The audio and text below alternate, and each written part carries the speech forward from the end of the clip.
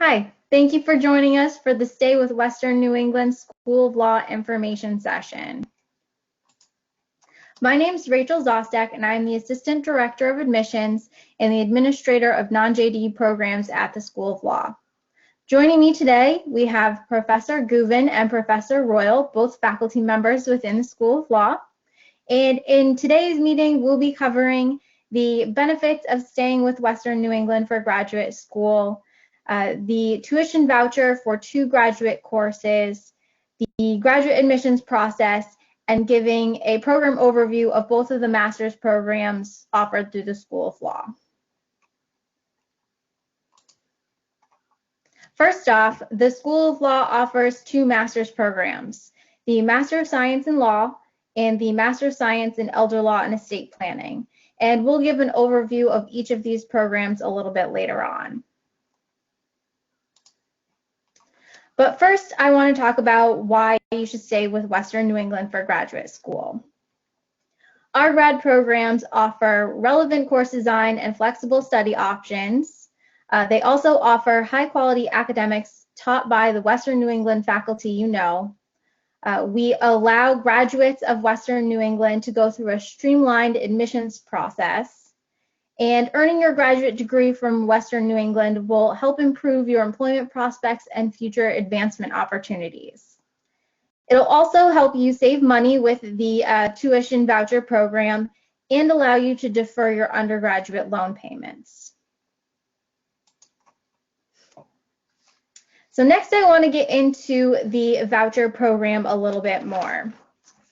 This is a program that is available to all Western New England May 2020 bachelor's degree graduates, and it can be applied to any of the eligible master's degree programs, which does include both of the programs within the School of Law. The waiver can be applied to tuition for 2 courses, a maximum of 6 credits, and in order to apply the voucher, you must be taking at least 6 credits per term.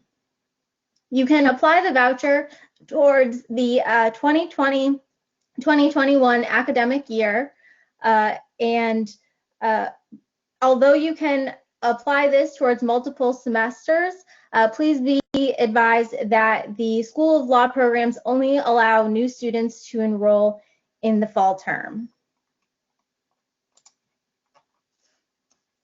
Next, I'll briefly go over the admissions process.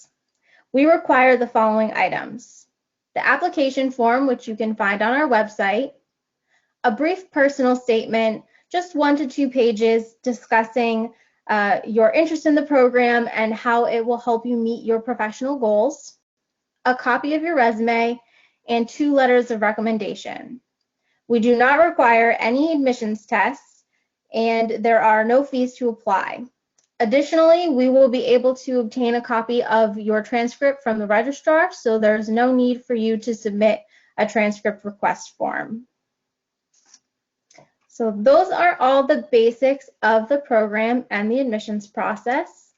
So next I'll hand it over to Professor Guven, the program director for the Master of Science in Law program. Thanks, Rachel.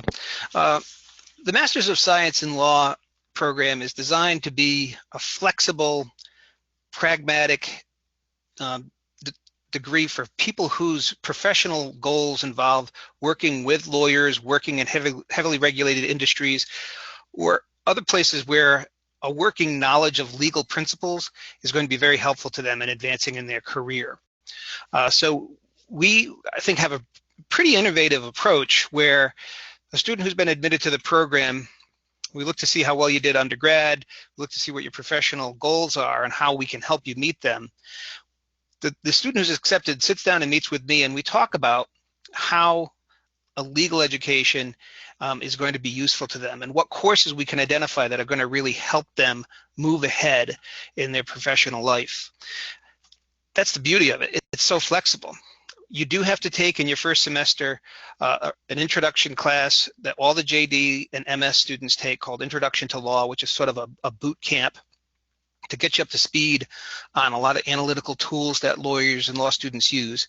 And then during that first semester, you also take a course called Lawyering Skills 1, which is basically learning how to find and use the legal materials that lawyers, that's really our tools of our trade. During the course of the program, you have to earn 24 credits, and 4 of those credits have to come from a foundation course.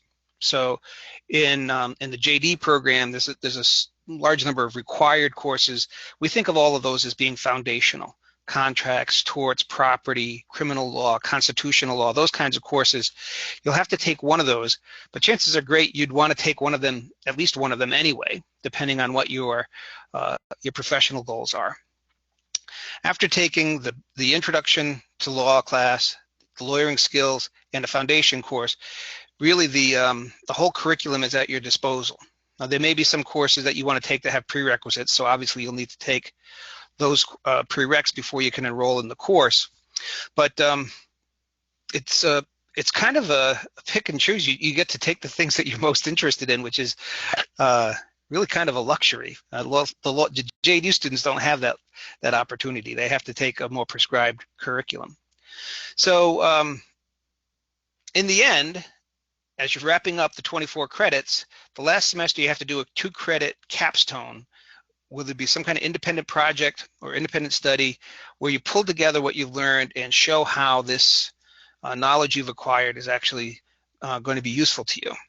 And that'll be something that's supervised.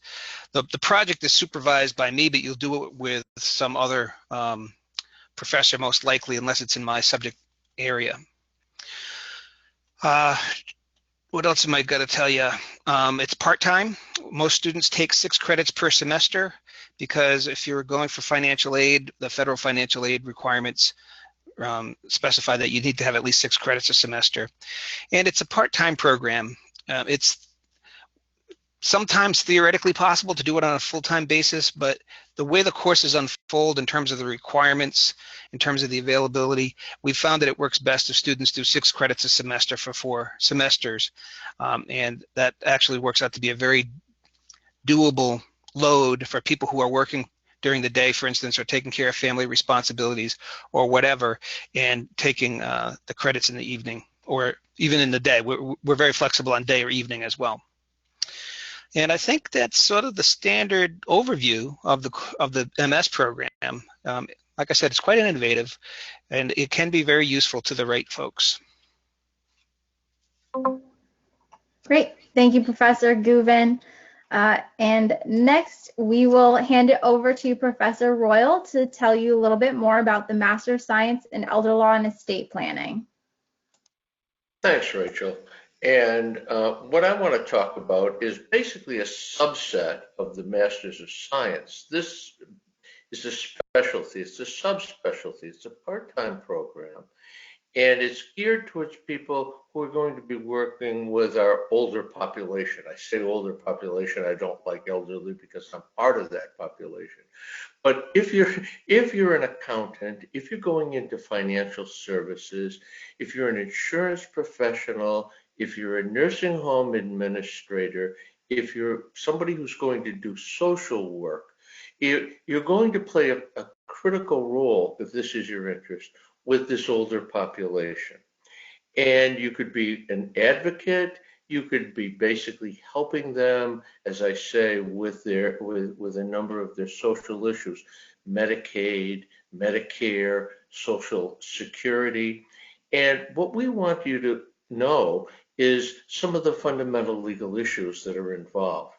Now, as Eric said, Professor Guven, there are a number of core courses that are taught on campus by our law professors to give you a fundamental understanding of the law, and Eric talked about that.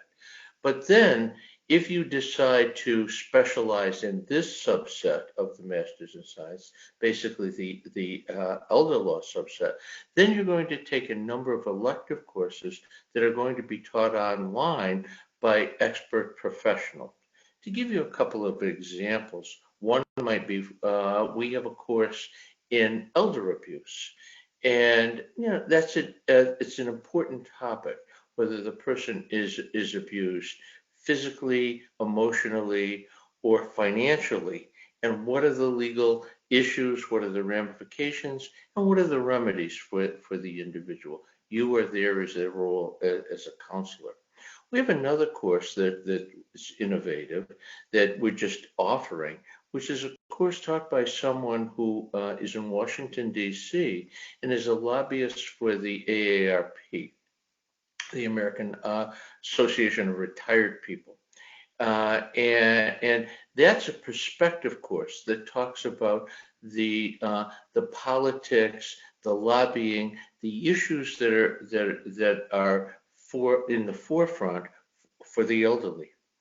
And we have a broad spectrum of other type of courses. Sometimes you have to basically work with the people as they do their planning, their wills and their trusts. You won't be drafting those because you won't be in the role as an attorney, but you could be in the role of an advisor. So this particular master's program focuses around helping the older population of our society. It's been around for a few years. We've been doing this. It's been quite successful. And if you're interested, I urge you to talk to either Rachel or myself about this particular specialty. Rachel, I'll turn it back over to you. Thanks, Fred. That was great. And the last thing I want to say is if you have any questions or if you want further information on either one of these programs or the tuition voucher, please contact us. Here is our information, and we look forward to hearing from you. Thank you.